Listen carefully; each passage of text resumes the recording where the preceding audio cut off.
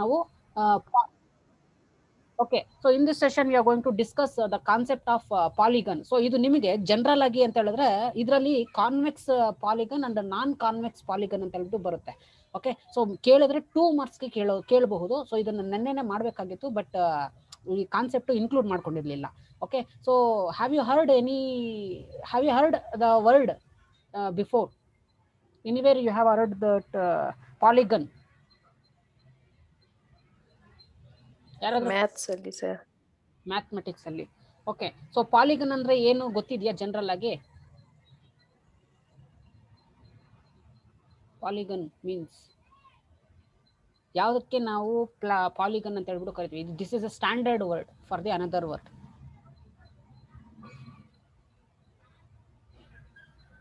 Okay, so ಹಾಗಂತಾದ್ರೆ polygon ಅನ್ನೋದು ಏನು ಅಂತ ಹೇಳಿದ್ರೆ it is another name for shape. Okay, so shape ಅಥವಾ ಸ್ಟ್ರಕ್ಚರ್ ಏನಿರುತ್ತೆ ಅದಕ್ಕೆ ನಾವು ಜನರಲ್ ಆಗಿ ಸ್ಟ್ಯಾಂಡರ್ಡ್ ಆಗಿ ಏನಂತ ಕರಿತೀವಿ ಅಂತ ಹೇಳಿದ್ರೆ ಪಾಲಿಗನ್ ಅಂತ ಹೇಳ್ಬಿಟ್ಟು ಕರಿತೀವಿ. So therefore a polygon is a another word for shape ಅಂತ ಹೇಳ್ಬಿಟ್ಟು ನಾವು ಕರಿಬಹುದು. ಜಸ್ಟ್ ತಿಳ್ಕೊಳ್ಳಿ ಸಾಕು. ಓಕೆ, ಸೊ ಇನ್ ಕೇಸ್ 2 ಮಾರ್ಕ್ಸ್ಗೆ ಕೇಳಿದ್ರೆ ನೆಕ್ಸ್ಟ್ ನನ್ನ ಕಾನ್ಸೆಪ್ಟ್ ಅದು ಹೇಳ್ತೀನಿ ಯಾವ್ದನ್ನ ಕೇಳ್ತಾರೆ ಅಂತ ಹೇಳ್ಬಿಟ್ಟು. ಸೊ ಪಾಲಿಗನ್ ಅಂತ ಹೇಳಿದ್ರೆ ನಿಮಗೆ ಸ್ವಲ್ಪ ತಲೆಯಲ್ಲಿ, ಯಾಕಂತ ಹೇಳಿದ್ರೆ ಹೊಸ ವರ್ಡ್ ಅಥವಾ ನೀವು ಕೇಳದೆ ಇರೋದ್ರಿಂದ ಅಥವಾ ಕೇಳಿದ್ರೇನು ಸ್ವಲ್ಪ ಇದು ಟ್ರಿಕ್ಕಿ ಆಗಿರೋದ್ರಿಂದ ಈ ಪಾಲಿಗನ್ ಅಂತ ಹೇಳಿದ್ರೆ ಶೇಪ್ ಅಂತ ನೆನ್ಪಿಟ್ಕೊಳ್ಳಿ. ಓಕೆ, ಸೊ ಏನಿದು actually what is this polygon ಅಂತ ಹೇಳಿದ್ರೆ, ಸೊ ಇಲ್ಲಿ ಡಿಫ್ರೆಂಟ್ ಶೇಪ್ಸ್ ಇದೆ. ಓಕೆ, ಸೊ ಈ ಡಿಫ್ರೆಂಟ್ ಶೇಪ್ಸ್ ನಾವು ಶೇಪ್ ಅನ್ನೋದಕ್ಕಿಂತ ಸೊ ಸಬ್ಜೆಕ್ಟ್ಸ್ ಅಥವಾ ಡಿಸಿಪ್ಲಿನ್ಸ್ ಅಲ್ಲಿ ಮೋಸ್ಟ್ ಸ್ಟ್ಯಾಂಡರ್ಡ್ ವರ್ಡ್ ಆಗಿ ನಾವು ಏನಂತ ಯೂಸ್ ಮಾಡ್ತೀವಿ ಅಂತ ಹೇಳಿದ್ರೆ ಪಾಲಿಗನ್ ಅಂತ ಹೇಳ್ಬಿಟ್ಟು ನಾವು ಯೂಸ್ ಮಾಡ್ತೀವಿ. ಸೊ ಹಾಗಾದ್ರೆ ಪಾಲಿಗನ್ ಅಂದ್ರೆ ಏನ್ ಹೇಳುತ್ತೆ ಅಂತ ಹೇಳಿದ್ರೆ, C A closed figure made by the joining the line segments. So ಯಾವುದೇ ರೀತಿನಲ್ಲಿ ಆಗಲಿ, ಒಂದು ಶೇಪ್ ಆದ್ರೂ ಆಗಲಿ, ಒಂದು ಸ್ಟ್ರಕ್ಚರ್ ಆದ್ರೂ ಆಗಿರ್ಲಿ, ಸೊ ಲೈನ್ಸ್ ಇಂದ ಮಾಡಲ್ಪಟ್ಟಿರುವ ಒಂದು ಇಮೇಜ್ ಅಥವಾ ಒಂದು ಶೇಪ್ ನ ನಾವು ಪಾಲಿಗನ್ ಅಂತ ಹೇಳ್ಬಿಟ್ಟು ಕರಿತೀವಿ. ಸೊ ಇಲ್ಲಿ ಮೇಜರ್ ಆಗಿ ನಾವು ಏನ್ ಕಾನ್ಸಂಟ್ರೇಟ್ ಮಾಡಬೇಕು ಅಂತ ಹೇಳಿದ್ರೆ, each line segment intersects exactly 2 others. Okay, so ಇಲ್ಲಿ ನಾವು ಒಂದು ಪಾಯಿಂಟ್ ನ ಇಲ್ಲಿ ಐಡೆಂಟಿಫೈ ಮಾಡ್ಕೊಂಡಿದ್ದಾದ್ರೆ ನೋಡಿ, ಒಂದು ಶೇಪ್ ಅಲ್ಲಿ ನೋಡಿ ಇಲ್ಲಿ, ಸೊ ಈ ಶೇಪ್ ಬಂದ್ಬಿಟ್ಟು 1 and 2 ಲೈನ್ಸ್ ಹೋಗಿದೆ. ಸೊ ಈ ಶೇಪ್ ನ ನಾವು ನೋಡೋದಾದ್ರೆ ಇಲ್ಲಿ ಈ ಪಾಯಿಂಟ್ ನ ನೋಡೋದಾದ್ರೆ ಇಲ್ಲೊಂದು ಲೈನ್ ಹೋಗಿದೆ. So similarly when we observe this corner or point, so ಇಲ್ಲೊಂದು ಲೈನು, ಈ ಕಡೆ ಒಂದು ಲೈನ್ ಹೋಗಿದೆ. So each line segment intersects exactly 2 others ಅಂತ ಹೇಳ್ಬಿಟ್ಟು ಹೇಳ್ತಿದ್ದಾರೆ. ಸೊ ಯಾವುದೇ ರೀತಿನಲ್ಲಿ ಲೈನ್ಸ್ ನ ನಾವು ಯೂಸ್ ಮಾಡೋದ್ರಿಂದ ಅದು 2 ಕಾರ್ನರ್ ಪಾಯಿಂಟ್ ಇಂದ 2 ಲೈನ್ಸ್ ಬಂದ್ಬಿಟ್ಟು ಸಬ್ ಡಿವೈಡ್ ಆಗೋದಕ್ಕೆ ನಾವು ಪಾಲಿಗನ್ ಅಂತ ಹೇಳ್ಬಿಟ್ಟು ನಾವು ಕರಿಬಹುದು. ಓಕೆ, ಸೊ ಅದೇ ರೀತಿನಲ್ಲಿ line segments do not intersect. So ಇದು ಯಾವ ರೀತಿನಲ್ಲಿ ಅಂತ ಹೇಳಿದ್ರೆ, ಲೈನ್ ಸೆಗ್ಮೆಂಟ್ ಯಾವ ತರ ಇಂಟರ್ಸೆಕ್ಟ್ ಆಗೋದಿಲ್ಲ ಅಂತ ಹೇಳಿದ್ರೆ, ಸೊ ಫಾರ್ ಎಕ್ಸಾಂಪಲ್ ಈಗ ನೆಕ್ಸ್ಟ್ ಬಂದ್ಬಿಟ್ಟು ನಿಮ್ಗೆ ಕಾನ್ವೆಕ್ಸ್ ಮತ್ತೆ ನಾನ್ ಕಾನ್ವೆಕ್ಸ್ ಸೆಟ್ ಅಂತ ಬರುತ್ತೆ. ಸೊ ಇಲ್ಲೇ ನಾನು ಡ್ರಾ ಮಾಡಿ ನೋಡ್ತೀನಿ ನೋಡಿ ಯಾವ ತರ ಅದು line segments do not intersect ಆಗದೇ ಇರಬೇಕು ಪಾಲಿಗನ್ ಅಂತ ಕರೆಯೋದಕ್ಕೆ ಅಂತ ಹೇಳಿದ್ರೆ, ಫಾರ್ ಎಕ್ಸಾಂಪಲ್ ಇಲ್ಲಿ ಡ್ರಾ ಮಾಡ್ತೀನಿ. ಓಕೆ,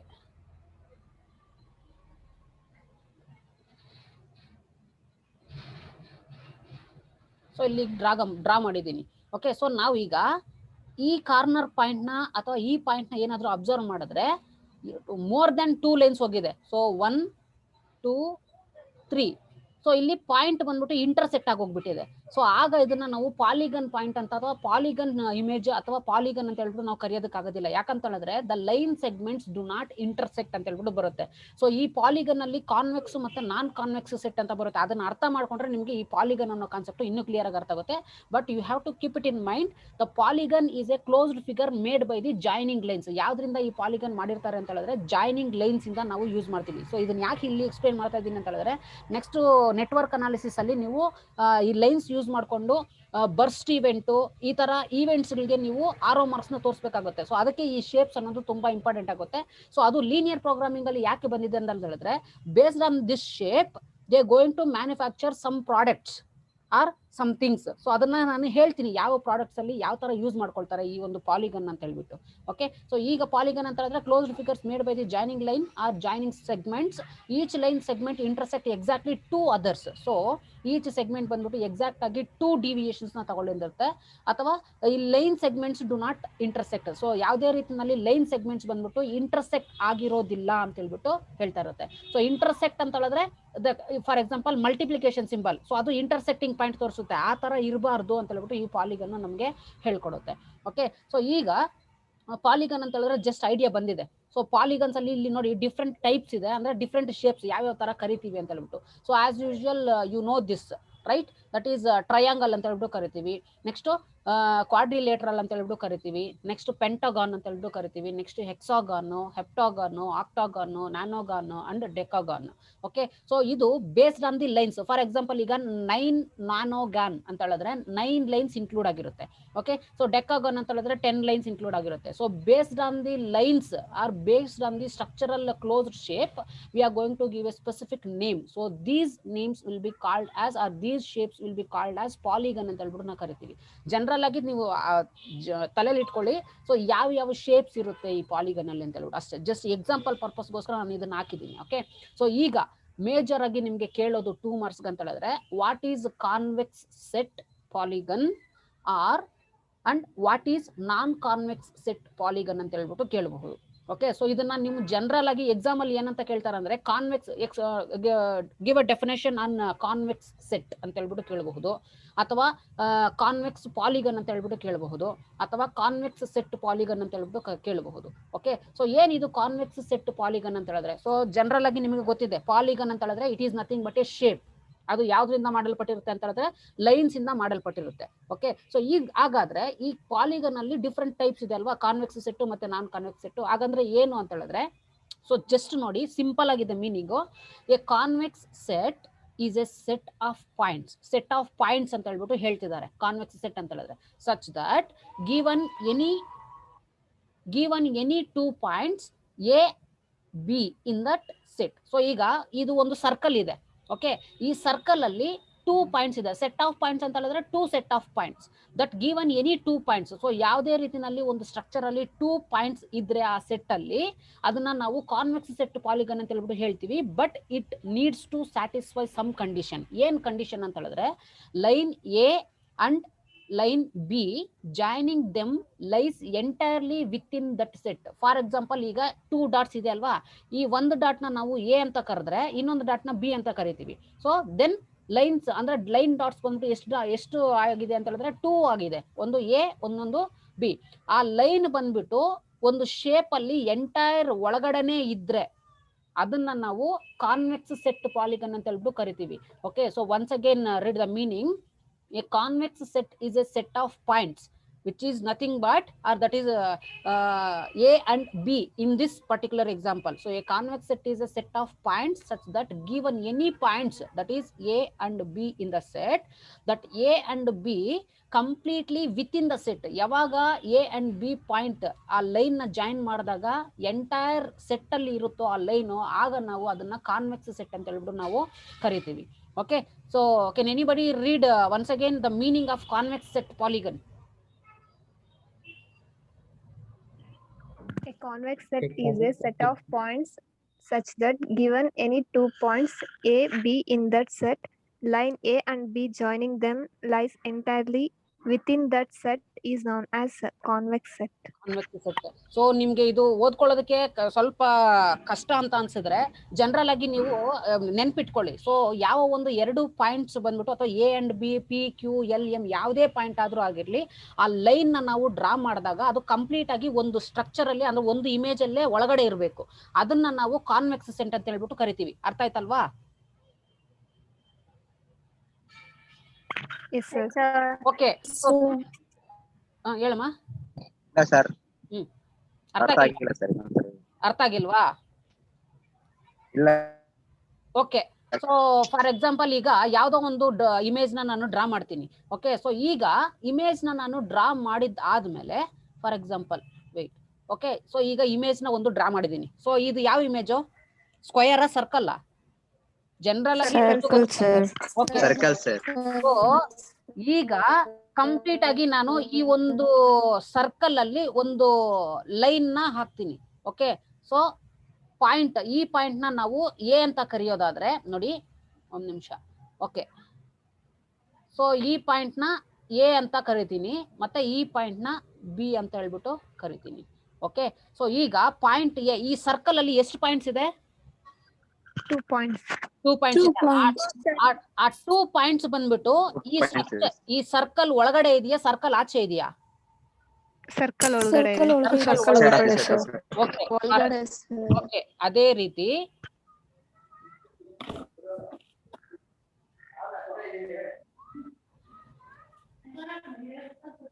ಓಕೆ ಸೊ ಈ ಪಾಯಿಂಟ್ ನ ಎ ಅಂತ ಕರಿತೀನಿ, ಈ ಪಾಯಿಂಟ್ ನ ಬಿ ಅಂತ ಕರಿತೀನಿ. ಓಕೆ ಸೊ ಈಗ ಈ ಲೈನ್ ಬಂದ್ಬಿಟ್ಟು ಆ ಸ್ಟ್ರಕ್ಚರ್ ಆ ಶೇಪ್ ಒಳಗಡೆ ಇದೆಯಾ, ಶೇಪ್ ಆಚೆನೂ ಬಂದಿದ್ಯಾ? ಶೇಪ್ ಆಚೆನೂ ಬಂದಿದೆ ಸರ್. ಎರಡರಲ್ಲೂ ಇದೆ ಸರ್. ಓಕೆ ಸೊ ಇದನ್ನ ನಾವು ಕಾನ್ವೆಕ್ಸ್ ಸೆಟ್ ಅಂತ ಹೇಳ್ಬಿಟ್ಟು ಕರಿತೀವಿ. ಓಕೆ ಯಾಕೆ ಅಂತ ಹೇಳಿದ್ರೆ when we are going to combine the 2 points by joining them in a line, then the entire line will be within the set. ಒಳಗಡೆ ಏನಾದ್ರೂ ಇದ್ರೆ ಅದನ್ನ ನಾವು ಕಾನ್ವೆಕ್ಸ್ ಸೆಟ್ ಅಂತ ಹೇಳ್ಬಿಟ್ಟು ಕರಿತೀವಿ. When the 2 points joining by them in a line, then the line within not the set. So ಯಾವಾಗ ಆ ಲೈನ್ ಅನ್ನೋದು ಆ ಸೆಟ್ ಅಲ್ಲಿ ಇರೋದಿಲ್ವೋ ಆಗ ನಾವು ಅದನ್ನ ನಾನ್ ಕಾನ್ವೆಕ್ಸ್ ಸೆಟ್ ಅಂತ ಹೇಳ್ಬಿಟ್ಟು ಕರಿತೀವಿ. ಕಾವ್ಯಶ್ರೀ ಮ್ಯೂಟ್ ಮಾಡಮ್ಮ. Sorry sir. ಸೊ ಆ ಲೈನ್ಸ್ ಬಂದ್ಬಿಟ್ಟು ಆ ಶೇಪ್ ಆಚೆ ಏನಾದ್ರೂ ಇದ್ರೆ ಅದನ್ನ ನಾವು ನಾನ್ ಕಾನ್ವೆಕ್ಸ್ ಸೆಟ್ ಅಂತ ಹೇಳ್ಬಿಟ್ಟು ಕರಿತೀವಿ. ಓಕೆ ಸೊ ಕಾನ್ವೆಕ್ಸ್ ಸೆಟ್ ಅಂತ ಹೇಳಿದ್ರೆ ಎಂಟೈರ್ ಲೈನ್ ಬಂದ್ಬಿಟ್ಟು ವಿತ್ ಇನ್ ಶೇಪ್ ಅಲ್ಲಿ ಇರಬೇಕು. ನಾನ್ ಕಾನ್ವೆಕ್ಸ್ ಸೆಟ್ ಅಂತ ಹೇಳಿದ್ರೆ ಸಮ್ ಲೈನ್ಸ್ ಬಂದ್ಬಿಟ್ಟು ಅಂದ್ರೆ ಸಮ್ ಪಾರ್ಟ್ ಆಫ್ ಲೈನ್ ಬಂದ್ಬಿಟ್ಟು ಅದು ಸ್ಟ್ರಕ್ಚರ್ ಅಥವಾ ಶೇಪ್ ಆಚೆನೂ ಇರಬಹುದು, ಅದನ್ನ ನಾವು ನಾನ್ ಕಾನ್ವೆಕ್ಸ್ ಸೆಟ್ ಅಂತ ಹೇಳ್ಬಿಟ್ಟು ಕರಿತೀವಿ. ಡಿಫ್ರೆನ್ಸಿಯೇಷನ್ ಗೊತ್ತಾಯ್ತಲ್ವಾ? Convex and non. Yes sir. So same ಅದೇ ರೀತಿನೇ ಇಲ್ಲಿ ಥ್ಯಾಂಕ್ ಯು ಸರ್. ಅದೇ ರೀತಿನಲ್ಲೇ ಇಲ್ಲಿ ಹೇಳ್ತಾ ಇದ್ದಾರೆ ನೋಡಿ. ಕಾನ್ವೆಕ್ಸ್ ಅಂದ್ರೆ ಕಾನ್ವೆಕ್ಸ್ ಸೆಟ್ ಮತ್ತೆ ನಾನ್ ಕಾನ್ವೆಕ್ಸ್ ಸೆಟ್ ಅಂತ ಹೇಳಿದ್ರೆ ಪರ್ಟಿಕ್ಯುಲರ್ ಆಗಿ ಡಿಫ್ರೆನ್ಶಿಯೇಟ್ ಯಾವ ತರ ಮಾಡೋದು ಅಂತ ಹೇಳಿದ್ರೆ, a convex set is a set of points such that given any 2 points that within the line or with the line within the structure is nothing but convex set ಅಂತ ಹೇಳ್ಬಿಟ್ಟು ನಾವು ಕರಿತೀವಿ. So ಅದೇ ತರ ನಾನ್ convex set ಗೆ ಇನ್ನೊಂದು name ಏನಿದೆ ಅಂತ ಹೇಳಿದ್ರೆ ಕಾನ್ಕೇವ್ ಸೆಟ್ ಅಂತ ಹೇಳ್ಬಿಟ್ಟು ಕರಿಬಹುದು. ಓಕೆ ಸೊ ನಿಮ್ಗೆ example give a meaning on or what is the meaning of non-convex set or what is concave set ಅಂತ ಹೇಳ್ಬಿಟ್ಟು ಕರಿಬಹುದು, ಅಥವಾ what is the meaning of non-cave set polygon ಅಂತ ಹೇಳ್ಬಿಟ್ಟು ಕರಿಬಹುದು. ಓಕೆ ಸೊ ಈಗ ನಾನ್ ಕಾನ್ವೆಕ್ಸ್ ಸೆಟ್ ಆರ್ ನಾನ್ concave set ಅಂತ ಹೇಳಿದ್ರೆ, a convex set is a set of points such that given any 2 points A and B not with in that set. So ಯಾವಾಗ ಈ line ಅನ್ನೋದು entire structure ಅಲ್ಲಿ ಅಥವಾ shape ಅಲ್ಲಿ ಇಲ್ವೋ ಆಗ ಅದನ್ನ ನಾವು ನಾನ್ ಕಾನ್ವೆಕ್ಸ್ ಸೆಟ್ ಅಥವಾ ಕಾನ್ಕೇವ್ ಸೆಟ್ ಅಂತ ಹೇಳ್ಬಿಟ್ಟು ಕರಿತೀವಿ. So that is the major difference. So convex set ನಿಮ್ಗೆ ಅರ್ಥ ಆಗಿದೆ ಅಂತ ಹೇಳಿದ್ರೆ ನಾನ್ ಕಾನ್ವೆಕ್ಸ್ ಸೆಟ್ ಈಸಿಯಾಗಿ ಅರ್ಥ ಆಗುತ್ತೆ. ಓಕೆ ಸೊ ಈಗ ನಿಮಗೆ ಕಾನ್ವೆಕ್ಸ್ ಸೆಟ್ ಮತ್ತೆ ನಾನ್ ಕಾನ್ವೆಕ್ಸ್ ಸೆಟ್ ಸ್ವಲ್ಪ ಐಡಿಯಾ ಬಂದಿದೆ ಅಲ್ವಾ? ಓಕೆ ಸೊ ಜನರಲ್ ಆಗಿ ಕಾನ್ವೆಕ್ಸ್ ಮತ್ತೆ ನಾನ್ ಕಾನ್ವೆಕ್ಸ್ ಸೆಟ್ ಬಂದ್ಬಿಟ್ಟು ಯಾಕೆ ನಾವು ಈ ಕಾನ್ವೆಕ್ಸ್ ಮತ್ತೆ ನಾನ್ ಕಾನ್ವೆಕ್ಸ್ ಶೇಪ್ಸ್ ನ ಅಥವಾ ಪಾಲಿಗನ್ ಶೇಪ್ಸ್ ನ ನಾವು ಕಲ್ತ್ಕೋಬೇಕು ಅಂತ ಹೇಳಿದ್ರೆ, ಸೊ ಈಗ ಮಕ್ಕಳಿಗೆಲ್ಲ ಟಾಯ್ಸು ಅದು ಇದೆಲ್ಲ ಮಾಡ್ತಾ ಇರ್ತಾರೆ, ಗೊತ್ತಿದೆ ಅಲ್ವಾ? ಸೊ ಬೊಂಬೆಗಳು ಪ್ಲಾಸ್ಟಿಕ್ಸ್ ಆದ್ರೂ ಆಗ್ಲಿ ಯಾವ್ದಾದ್ರು ಕಾಟನ್ ಆದ್ರೂ ಆಗ್ಲಿ ಟೆಡ್ಡಿ ಬೇರ್ಸು ಇದನ್ನೆಲ್ಲ ಮಾಡ್ತಾ ಇರ್ತಾರೆ. ಮತ್ತೆ ಈಗ ಲೆನ್ಸ್ ಮಾಡ್ಬೇಕಂತ ಹೇಳಿದ್ರೆ ಮಿರರ್ಸ್, ಸೊ ಬೈಕ್ಸ್ಗೆ ಓಕೆ ನಾರ್ಮಲ್ ಆಗಿ ಮಿರರ್ಸ್ ಮಾಡ್ತಾ ಇರ್ತಾರೆ. ಸೊ ಇದ್ರಲ್ಲೆಲ್ಲ convex lens non convex lens based on this shape ಯಾವ ತರ ನಾವು ಮ್ಯಾನುಫ್ಯಾಕ್ಚರ್ ಮಾಡಬೇಕು ಅನ್ನೋದಕ್ಕೆ ಈ ಕಾನ್ವೆಕ್ಸ್ ಮತ್ತೆ ನಾನ್ ಕಾನ್ವೆಕ್ಸ್ ಪಾಲಿಗನ್ ಶೇಪ್ಸ್ ಬಂದ್ಬಿಟ್ಟು ಹೆಲ್ಪ್ ಆಗುತ್ತೆ. ಅಂದ್ರೆ ಯಾವ ಶೇಪ್ ಅಲ್ಲಿ ಒಂದು ಪ್ರಾಡಕ್ಟ್ ನ ಪ್ರೊಡಕ್ಷನ್ ಮಾಡಬೇಕು ಅಂತ. ಸೊ ಈ ಇಮೇಜ್ ನೋಡಿದಾಗ ನಿಮ್ಗೆ ಕ್ಲಿಯರ್ ಆಗಿ ಅರ್ಥ ಆಗುತ್ತೆ. ಓಕೆ ಸೊ ಇದರಲ್ಲಿ ಕಾನ್ವೆಕ್ಸ್ ಮತ್ತೆ ನಾನ್ ಕಾನ್ವೆಕ್ಸ್ ಶೇಪ್ಸ್ ಎರಡು ಇನ್ಕ್ಲೂಡ್ ಆಗಿರುತ್ತೆ. ಓಕೆ ಸೊ ಈಗ ನೋಡಿ ಇದರಲ್ಲಿ ಮೇಜರ್ ಆಗಿ ನಮ್ಗೆ ನಾನ್ ಕಾನ್ವೆಕ್ಸ್ ಪಾಲಿಗನ್ ಶೇಪ್ ಯಾವ್ದಂತ ಐಡೆಂಟಿಫೈ ಮಾಡ್ಬೋದು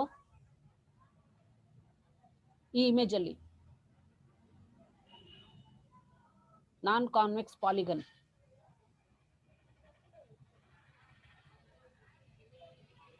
ಅಂದ್ರೆ ಲೈನ್ ನ ಡ್ರಾ ಮಾಡಿದಾಗ ಅದು ಎಂಟೈರ್ ಇಮೇಜ್ ಅಂದ್ರೆ ಈ ಬೊಂಬೆಯಲ್ಲಿ ಅಥವಾ ಈ ಡಾಲ್ ಏನಿದೆ ಅದರಲ್ಲಿ ಕಂಪ್ಲೀಟ್ ಆಗಿ ನಾವು ಫಿಲ್ ಮಾಡೋದಕ್ಕಾಗೋದಿಲ್ಲ. ಅದನ್ನ ನಾನ್ ಕಾನ್ವೆಕ್ಸ್ ಅಂತ ಹೇಳ್ಬಿಟ್ಟು ಹೇಳ್ಬಹುದು.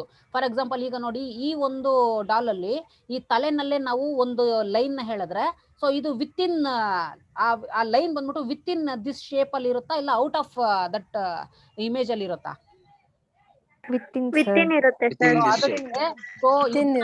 ಇದನ್ನ ಯಾವ ತರ ಮ್ಯಾನುಫ್ಯಾಕ್ಚರ್ ಮಾಡಬೇಕು ಅನ್ನೋದು ನಮ್ಗೆ ಕಾನ್ವೆಕ್ಸ್ ಪಾಲಿಗನ್ ಶೇಪ್ ನ ಯೂಸ್ ಮಾಡ್ಕೊಂಡು ಮ್ಯಾನುಫ್ಯಾಕ್ಚರ್ ಮಾಡ್ತಾರೆ. ಫಾರ್ ಎಕ್ಸಾಂಪಲ್ ಇದು ನೋಡಿ ಈ ಶೇಪ್ ನ.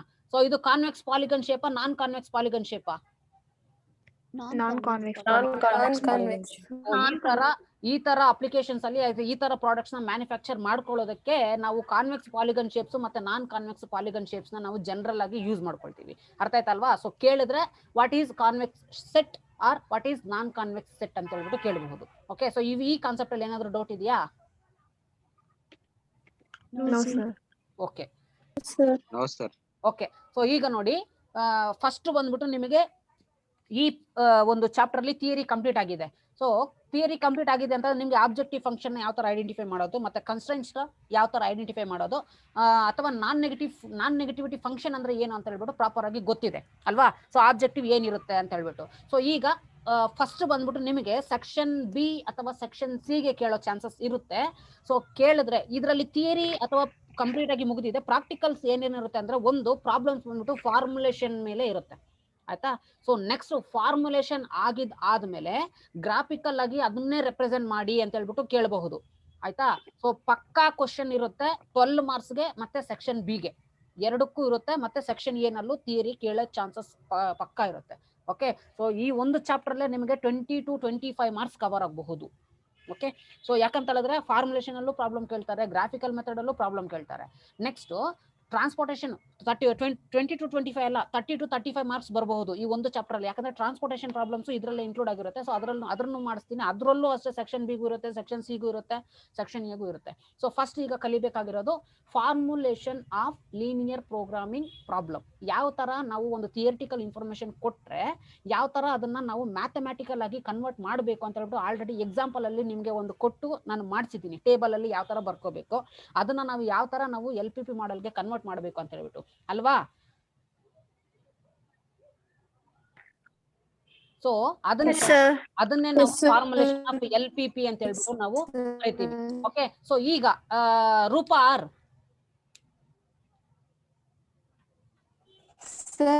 ಓದಮ್ಮ.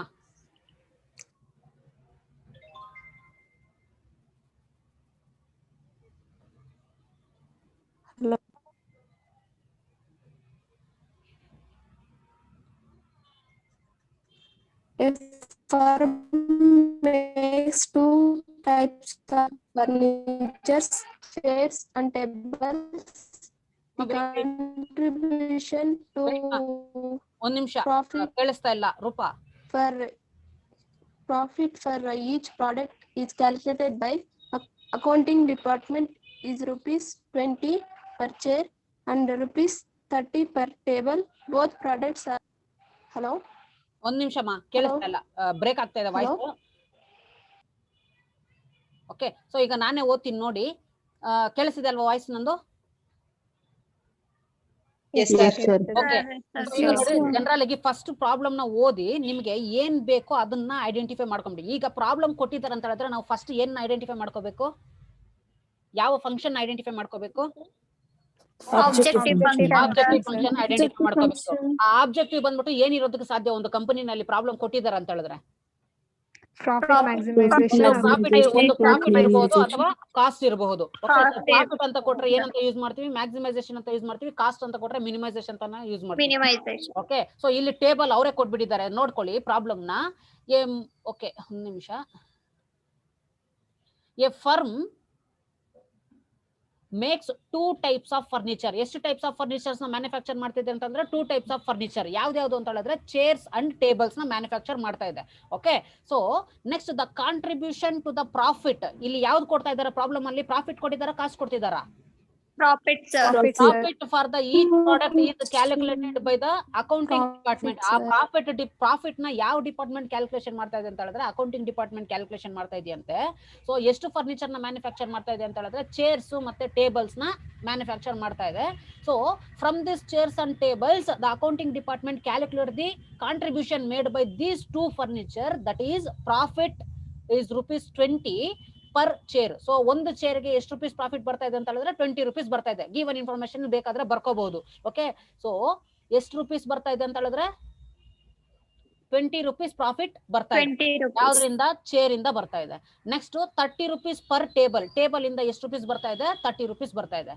Next both the product are to be processed on 3 machines. ಎಷ್ಟು ಮೆಷಿನ್ಸ್ ಅಲ್ಲಿ ಮ್ಯಾನುಫ್ಯಾಕ್ಚರ್ ಆಗ್ತಾ ಇದೆ ಅಂತ ಹೇಳಿದ್ರೆ ಮೆಷಿನ್ 1, ಮೆಷಿನ್ 2, ಮೆಷಿನ್ 3 ಈ 3 ಮೆಷಿನ್ ಅಲ್ಲಿ ಮ್ಯಾನುಫ್ಯಾಕ್ಚರ್ ಆಗ್ತಾ ಇದೆ. ಆಲ್ರೆಡಿ ಎಕ್ಸಾಂಪಲ್ ಪ್ರಾಬ್ಲಮ್ ಕೊಟ್ಟಿದ್ನಲ್ವಾ ಅದೇ ತರನೇ ಇದೆ. Okay, next the time required in hours by each product and the total time available in hour per week on each machines are as follows. So time ಎಷ್ಟು ಬೇಕು, available time ಎಷ್ಟಿದೆ, ಯಾವ product ಯಾವ ಯಾವ machines ಅಲ್ಲಿ production ಆಗ್ತಾ ಇದೆ ಅಂತ ಹೇಳ್ಬಿಟ್ಟು ಇಲ್ಲಿ ಕೊಟ್ಟಿದ್ದಾರೆ, ಟೇಬಲ್ ಅಲ್ಲಿ ಏನೋ ಕೊಟ್ಟಿದ್ದಾರಂತೆ. ಓಕೆ, ಸೊ ಇಲ್ಲಿ ಮೆಷಿನ್ ಇದೆ, ಎಷ್ಟು ಮೆಷಿನ್ಸ್ ಇದೆ, ಮೆಷಿನ್ 1, ಮೆಷಿನ್ 2 ಅಂಡ್ ಮೆಷಿನ್ 3 ಇದೆ. ಓಕೆ, ಸೊ ಇಲ್ಲಿ ಚೇರ್ ಅಂತ ಕೊಟ್ಟಿದ್ದಾರೆ 352 ಅಂತ ಕೊಟ್ಟಿದ್ದಾರೆ, ಟೇಬಲ್ ಅಂತ ಕೊಟ್ಟಿದ್ದಾರೆ 326 ಅಂತ ಕೊಟ್ಟಿದ್ದಾರೆ.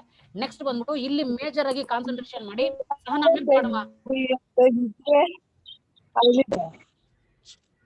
ಸಾರಿ ಮೊಬೈಲ್ ನ ಒಂದ್ ಕಡೆ ಇಡಿ, ಇಲ್ಲ ಅಂತ ಹೇಳಿದ್ರೆ ನಾನು ರಿಮೂವ್ ಮಾಡ್ಬಿಡ್ತೀನಿ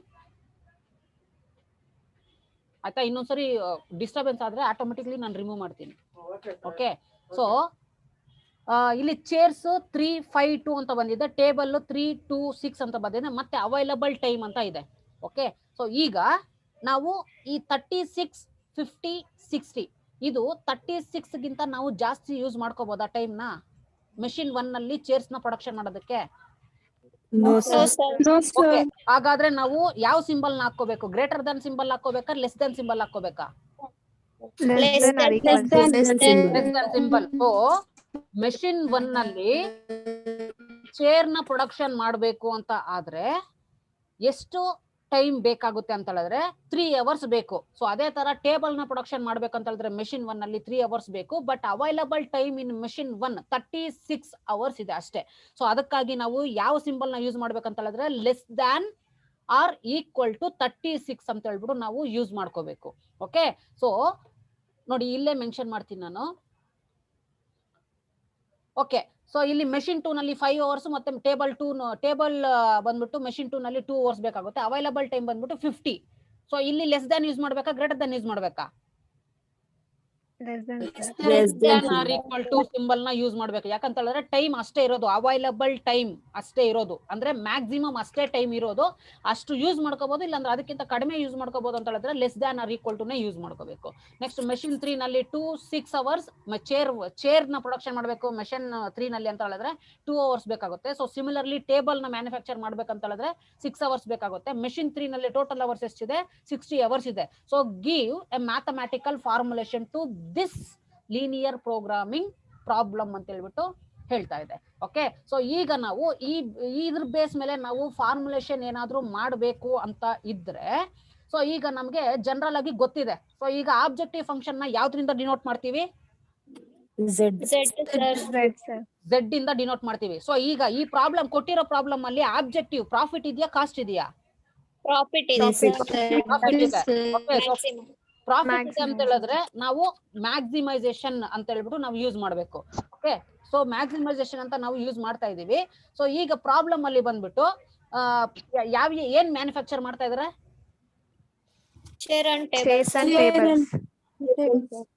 ಓಕೆ, ಸೊ ಚೇರ್ಸ್ ನ ಮ್ಯಾನುಫ್ಯಾಕ್ಚರ್ ಮಾಡ್ತಾ ಇದ್ದಾರೆ, ಮತ್ತೆ ಇನ್ನೇನ್ ಮ್ಯಾನುಫ್ಯಾಕ್ಚರ್ ಮಾಡ್ತಾ ಇದ್ದಾರೆ? Tables. ಟೇಬಲ್ಸ್ ನ ಮ್ಯಾನುಫ್ಯಾಕ್ಚರ್ ಮಾಡ್ತಾ ಇದ್ದಾರೆ. ಈಗ ಚೇರ್ಸ್ ಇಂದ ಎಷ್ಟು ಪ್ರಾಫಿಟ್ ಬರ್ತಾ ಇದೆ? 20.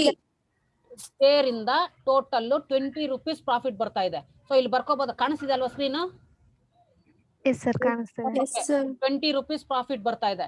ಸೊ ಅದೇ ತರ ಟೇಬಲ್ಸ್ ಇಂದ ಎಷ್ಟು ಪ್ರಾಫಿಟ್ ಬರ್ತಾ ಇದೆ? 30 rupees. 40ನಾ?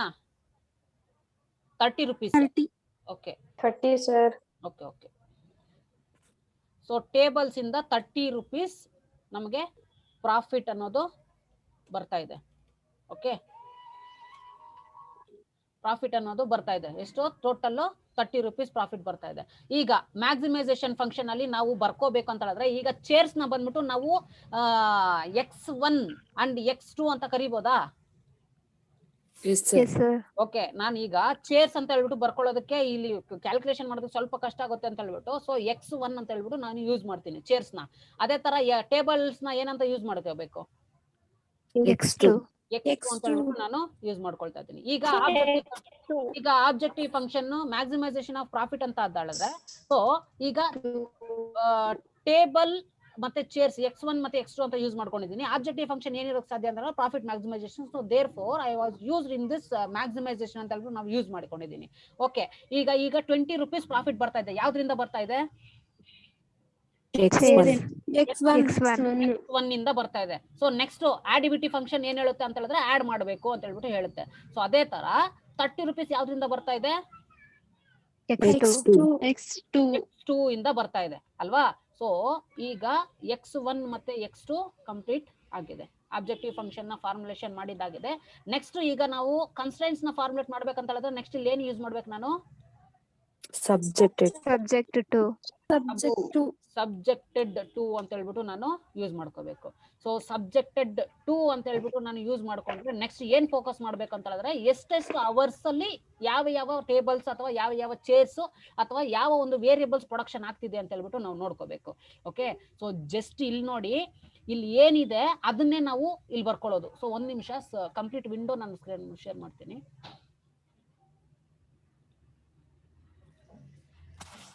ಓಕೆ, ಎರಡು ಕಾಣಿಸ್ತಿದೆ ಅಲ್ವಾ? Problem plus white board. No, sir. ಕಾಣಿಸ್ತಿಲ್ವಾ?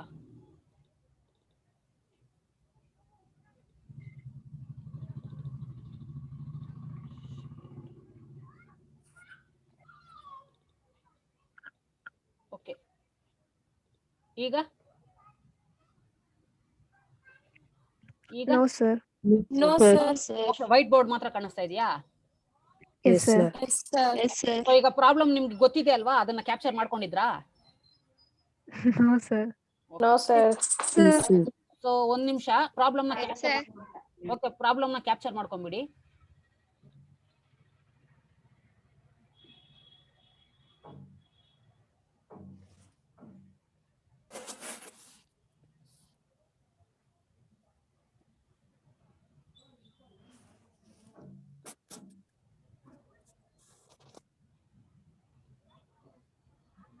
Capture ಮಾಡ್ಕೊಂಡಿದ್ದಾಯ್ತಾ? Sir. ಓಕೆ, ಸೊ ಈಗ ಪ್ರಾಫಿಟ್ ಆಬ್ಜೆಕ್ಟಿವ್ ಫಂಕ್ಷನ್ ಫಾರ್ಮುಲೇಷನ್ ಅಲ್ಲಿ ಏನು ಡೌಟ್ ಇಲ್ಲ ನಿಮ್ಗೆ ಅಲ್ವಾ? ಸೊ ಆಬ್ಜೆಕ್ಟಿವ್ ಫಂಕ್ಷನ್ ಫಾರ್ಮುಲೇಷನ್ ನಾವು ಮಾಡಿದೀವಿ. ಸೊ ಆಬ್ಜೆಕ್ಟಿವ್ ಫಂಕ್ಷನ್ ಆದ್ಮೇಲೆ ನೆಕ್ಸ್ಟ್ ನಾವೇನ್ ಮಾಡ್ಬೇಕಂತ ಹೇಳಿದ್ರೆ, ಸೊ ಈಗ ಸಬ್ಜೆಕ್ಟೆಡ್ ಟು ಕನ್ಸ್ಟೆಂಟ್ಸ್ ಅಂತ ಹೇಳ್ಬಿಟ್ಟು ನಾವು ಫಾರ್ಮುಲೇಷನ್ ಮಾಡ್ಕೋಬೇಕು. ಸೊ ಕನ್ಸ್ಟೆಂಟ್ಸ್ ಯಾವ್ದಿದೆ? ಈಗ ಎರಡು ಕಾಣಿಸ್ತಿದ್ಯಾ ಟೋಟಲ್ ವೈಟ್ ಬೋರ್ಡ್ ಮತ್ತೆ screen? No, sir. White board ಮಾತ್ರ ಕಾಣಿಸ್ತಾ ಇದೆಯಾ? Yes, sir. ಓಕೆ, ಸೊ ನೋಡಿ, ಪ್ರಾಬ್ಲಮ್ ಕ್ಯಾಪ್ಚರ್ ಮಾಡ್ಕೊಂಡಿದ್ರಲ್ಲ, ಅದ್ರಲ್ಲಿ ನೋಡ್ಕೊಳ್ಳಿ. ಈಗ ಮೆಷಿನ್ 1, ಮೆಷಿನ್ 2, ಮೆಷಿನ್ 3 ಅನ್ನೋದು ನಮ್ಗೆ 3 ಕನ್ಸ್ಟೆಂಟ್ಸ್ ಇದೆ ಅಲ್ವಾ? So constant 1 machine 1, constant 2 machine 2 and constant 3 ಬಂದ್ಬಿಟ್ಟು ಮೆಷಿನ್ 3 ಅನ್ನೋದು ಆಗಿದೆ. ಓಕೆ, ಸೊ ಈಗ ನಾವು ಚೇರ್ಸ್ ಮತ್ತೆ ಟೇಬಲ್ಸ್ ಅಂತ ಕೊಟ್ಟಿದ್ದಾರೆ. ಅವೈಲಬಲ್ ಟೈಮ್ ಇದೆ ಎಷ್ಟಿದೆ? 36 ಮತ್ತೆ 50 ಮತ್ತೆ 60 ಅಂತ ಹೇಳ್ಬಿಟ್ಟು ಇದೆ. ಓಕೆ, ಸೊ ಈಗ ಚೇರ್ಸ್ ಅನ್ನೋದು ನಾವು ಏನಂತ ಮೆನ್ಷನ್ ಮಾಡಿದೀವಿ? X1 ಅಂತ ಹೇಳ್ಬಿಟ್ಟು ಮೆನ್ಷನ್ ಮಾಡಿದೀವಿ ಅಲ್ವಾ? ಸೊ ಚೇರ್ಸ್ ಅಂತ ಹೇಳಿದ್ರೆ X1 ಅಂತ ಹೇಳ್ಬಿಟ್ಟು ನಾವು ಮೆನ್ಷನ್ ಮಾಡ್ಕೊಂಡಿದೀವಿ. ಸೊ ಅದಕ್ಕೆ ಈಗ ಮೆಷಿನ್ 1 ಕನ್ಸ್ಟೆಂಟ್ಸ್ ತಗೊಳ್ಳೋಣ. ಓಕೆ, ಸೊ ಚೇರ್ಸ್ ಅನ್ನೋದು X1, ಟೇಬಲ್ ಅನ್ನೋದು X2. So therefore the first constraint is as follows. So subjected to ಏನ್ ಬರುತ್ತೆ ಅಂತ ಹೇಳಿದ್ರೆ, ಸೊ ಈಗ ಮೆಷಿನ್ 1 ನಲ್ಲಿ ಚೇರ್ಸ್ ನ ಪ್ರೊಡಕ್ಷನ್ ಮಾಡಬೇಕು ಅಂತ ಆದ್ರೆ, ಓಕೆ, ಸೊ ಎಷ್ಟು ಅವರ್ ಬೇಕು ಅಂತ ಹೇಳ್ಬಿಟ್ಟು ಹೇಳ್ತಾ ಇದಾರೆ? 3 hours ಬೇಕು ಅಂತ ಹೇಳ್ತಾ ಇದಾರೆ. So 3 hours ಯಾವ್ದ್ರದ್ದು? ಚೇರ್ದು ನಾವ್ ಏನಂತ ಕನ್ಸಿಡರ್ ಮಾಡಿದೀವಿ? X1 ಅಂತ ಹೇಳ್ಬಿಟ್ಟು ನಾವು ಕನ್ಸಿಡರ್ ಮಾಡಿದೀವಿ. ಓಕೆ, ಸೊ 3x1 ಅಂತ. ನೆಕ್ಸ್ಟ್ ಪ್ಲಸ್ ಟೇಬಲ್ ಏನಂತ ನಾವು ಕನ್ಸಿಡರ್ ಮಾಡಿದ್ವಿ? X2 ಅಂತ ಹೇಳ್ಬಿಟ್ಟು ಕನ್ಸಿಡರ್ ಮಾಡಿದೀವಿ. ಅದಕ್ಕೂ ಅಷ್ಟೇ 3 hours ಬೇಕು ಅಂತ ಹೇಳ್ಬಿಟ್ಟು ಹೇಳ್ತಾ ಇದಾರೆ. ಸೊ 3x2 ಅಂತ ಹೇಳ್ಬಿಟ್ಟು ನಾವು ಕ್ಯಾಲ್ಕುಲೇಷನ್ ಮಾಡ್ತಾ ಇದೀವಿ. ಓಕೆ, ಸೊ ನೆಕ್ಸ್ಟ್ ಈಗ ಅವೈಲಬಲ್ ಟೈಮ್ ಎಷ್ಟಿದೆ? 36 hours, sir. 36 hours. Okay, so 36 hours ಅಂತ ಹೇಳಿದ್ರೆ ನಾವು ಯಾವ ಸಿಂಬಲ್ ನ ಯೂಸ್ ಮಾಡಬೇಕು? Less than or equal to symbol ನ ನಾವು ಯೂಸ್ ಮಾಡಿ ಇಲ್ಲಿ 36 hours ಅಂತ ಹೇಳ್ಬಿಟ್ಟು ಕೊಡ್ಬೇಕು. ಇದು ಫಸ್ಟ್ ಕನ್ಸ್ಟ್ರೈಂಟ್ ಮುಗೀತು. ಯಾವ್ದ್ರದ್ದು? Machine 1. This is constraint 1. So ಅದೇ ತರ ಈಗ 3x1 plus 3x2 less than or equal to 36 first constraint ಮುಗೀತು. ಓಕೆ, ಸೊ ಈಗ next constraint. Okay, Sabiha M ಹೇಳಮ್ಮ, ನೆಕ್ಸ್ಟ್ ಕನ್ಸ್ಟ್ರೈಂಟ್ ನ ಯಾವ ತರ ಫಾರ್ಮುಲೇಟ್ ಮಾಡ್ತೀರಾ? 5x1 ಅಂದ್ರೆ ಚೇರ್ ನ ನಾವು X1 ಅಂತ ಟ್ರೀಟ್ ಮಾಡಿದೀವಿ, ಟೇಬಲ್ ನ X2 ಅಂತ ಟ್ರೀಟ್ ಮಾಡಿದೀವಿ. So therefore 5x1 plus 2x2 less than or equal to 50. ಅರ್ಥ ಆಯ್ತಲ್ವಾ? ಇದು second constraint. Okay, so next ಬಂದ್ಬಿಟ್ಟು okay Gautam BS.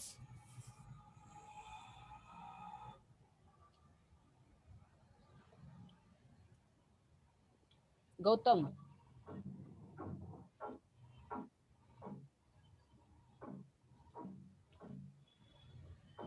Okay, next constant ಯಾರು ಹೇಳ್ತೀರಾ?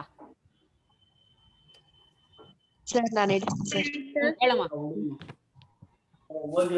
Sir 2x1 2x1 plus plus 6x2 6x2 less than or equal to 60. Yes, less than or equal to 60. Okay, so next ಬಂದ್ಬಿಟ್ಟು okay subjective constants ಮತ್ತೆ objective constants ನ ನೀವು formulation ಮಾಡ್ಕೊಳ್ಳಿ. Okay, so notebook ಅಲ್ಲಿ ಬರ್ಕೊಳ್ಳಿ ಅದೇ ತರಾನೇ. ಸೊ ಜಸ್ಟ್ ನಾನು ಇಲ್ಲಿ ಟೈಪ್ ಮಾಡ್ತೀನಿ.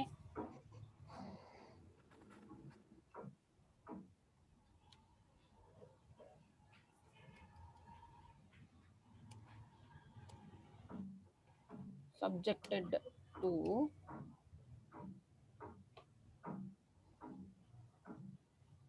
constraint 3x1 plus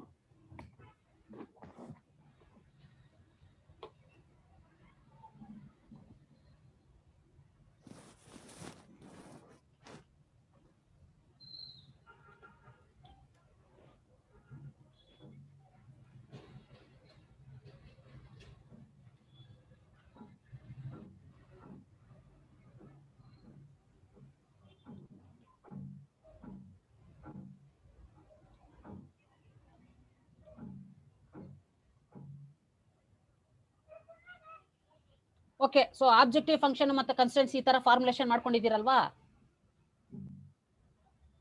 S sir. Second ಒಂದು ರಾಂಗ್ ಆಗಿದೆ ನೋಡಿ sir. 5x1 2x2 sir. So ಈ ಕರೆಕ್ಟ್ ಇದೆಯಾ? 5x1 plus 2x2 less than or equal to 50. Okay, so ಈ ಕರೆಕ್ಟ್ ಇದೆ ಅಲ್ವಾ? Yes sir. Okay, yes sir. So ಎಲ್ರಿಗೂ ಇದ್ರಲ್ಲಿ ಏನಾದ್ರು ಡೌಟ್ ಇದೆಯಾ ಫಾರ್ಮುಲೇಷನ್ ಮಾಡೋದ್ರಲ್ಲಿ? No sir. ಸೊ ಈಗ ಆಬ್ಜೆಕ್ಟಿವ್ ಫಂಕ್ಷನ್ ಆಗಿದೆ ಮತ್ತೆ ಸಬ್ಜೆಕ್ಟಿವ್ ಕನ್ಸ್ಟ್ರೈಂಟ್ಸ್ ಆಗಿದೆ. ನೆಕ್ಸ್ಟ್ ಏನ್ ಫಾರ್ಮುಲೇಟ್ ಮಾಡಬೇಕು? ನೆಕ್ಸ್ಟ್ ಏನ್ ಫಾರ್ಮುಲೇಟ್ ಮಾಡಬೇಕು? ಆಬ್ಜೆಕ್ಟಿವ್ ಫಂಕ್ಷನ್ ಆಗಿದೆ, ಸಬ್ಜೆಕ್ಟಿವ್ ಕನ್ಸ್ಟ್ರೈಂಟ್ಸ್ ಆಗಿದೆ. ನೆಕ್ಸ್ಟ್ ಇನ್ನ ಯಾವ ಫಂಕ್ಷನ್ ಇದೆ? ನಾನ್ ನೆಗೆಟಿವ್ ಫಂಕ್ಷನ್. ನಾನ್ ನೆಗೆಟಿವ್.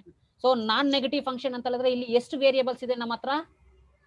2 ವೇರಿಯೇಬಲ್, x1 ಮತ್ತೆ x2. ನಾನ್ ನೆಗೆಟಿವ್ ಫಂಕ್ಷನ್ ಏನ್ ಹೇಳುತ್ತೆ? Always x1, x2 is greater than or equal to 0 ಅಂತ ಹೇಳ್ಬಿಟ್ಟು ಹೇಳ್ತಾ. ಅಂದ್ರೆ ನೆಗೆಟಿವಿಟಿ ಅನ್ನೋ ವ್ಯಾಲ್ಯೂ ನಾವು ಎಲ್ಲಿ ಯೂಸ್ ಮಾಡಬಾರ್ದು ಅಂತ ಹೇಳ್ಬಿಟ್ಟು, ಓನ್ಲಿ ಪಾಸಿಟಿವಿಟಿ ಈಸ್ ಅಲೋಡ್ ಅಂತ ಹೇಳ್ಬಿಟ್ಟು ಹೇಳುತ್ತೆ. ಓಕೆ, ಸೊ ಇದು ಆಬ್ಜೆಕ್ಟಿವ್ ಫಂಕ್ಷನ್ ಅಂತ ಹೇಳ್ಬಿಟ್ಟು ನೀವು ಸೈಡ್ ಅಲ್ಲಿ ಬರ್ಕೊಳ್ಳಿ. ಮತ್ತೆ ಇದನ್ನ ಮೆಷಿನ್ 1 ಕನ್ಸ್ಟ್ರೈಂಟ್ 1 ಅಂತ ಹೇಳ್ಬಿಟ್ಟು ಬರ್ಕೊಳ್ಳಿ. ನೆಕ್ಸ್ಟ್ ಸೆಕೆಂಡ್ ಒನ್ ಅದು ಮೆಷಿನ್ 2 ಕನ್ಸ್ಟ್ರೈಂಟ್ 2 ಅಂತ ಹೇಳ್ಬಿಟ್ಟು ಬರ್ಕೊಳ್ಳಿ. ಥರ್ಡ್ ಒಂದು ಮೆಷಿನ್ 3 ಕನ್ಸ್ಟ್ರೈಂಟ್ 3 ಅಂತ ಹೇಳ್ಬಿಟ್ಟು ಬರ್ಕೊಂಡು ಇದಕ್ಕೆ ಆರೋ ಮಾರ್ಕ್ ಹಾಕಿ ನಾನ್ ನೆಗೆಟಿವ್ ಫಂಕ್ಷನ್ ಅಂತ ಹೇಳ್ಬಿಟ್ಟು ಬರ್ಕೊಳ್ಳಿ. ಇಷ್ಟೇ 5 ಮಾರ್ಕ್ಸ್ ಸೆಕ್ಷನ್ ಬಿ ಗೆ ಏನ್ ಕೊಡಿದಾರೋ ಅದು ಇಷ್ಟು ಕಂಪ್ಲೀಟ್ ಆಯ್ತು. ಓಕೆ, ಫಿನಿಶ್ ಆಯ್ತಲ್ವಾ? ಇದ್ರಲ್ಲಿ ಏನೋ ಡೌಟ್ ಇದೆಯಾ ಫಾರ್ಮುಲೇಷನ್ ಅಲ್ಲಿ? No sir. No sir. Okay, ಇದು ಸೆಷನ್ ಲಾಗ್ ಔಟ್ ಆಗುತ್ತೆ. ಈಗ ಮತ್ತೆ ಲಾಗಿನ್ ಆಗಿ.